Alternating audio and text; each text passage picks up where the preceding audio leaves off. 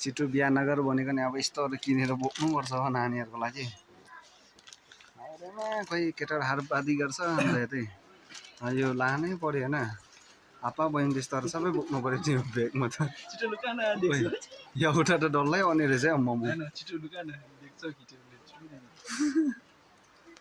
केटीहरू देख्छ भने छिटै लुकाउनु अब साँच्चाइको छुपा नै सक्थे बोक्नै पर्यो बिचरा तर नानीले चाहिँ माया गर्छ तर कति रहेछ 900 कति 200 रुपियाँ जस्तो लाग्यो 900 रुपियाँ 900 रुपियाँ 200 रुपियाँ जस्तो लागेको छ 900 रुपियाँ चाहिँ पक्नु थाल्यो भाउ हुनु साह्रो छ नि हौ भाउ हुनु साह्रो छ नि हौ दामै दामी लाग्छ 949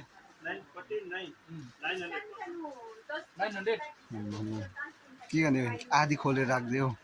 भित्र 50% अफर छ दसैँ र म अफर रहेछ भन् के गर्ने खोलेर आधी राख्ने डल्लै 50% अफर रहेछ त यहाँ हो पाछै अफर सोध्दैछन् भाइ कम त ओला मेरो फोन कहाँ भयो ओहो साह्रो छ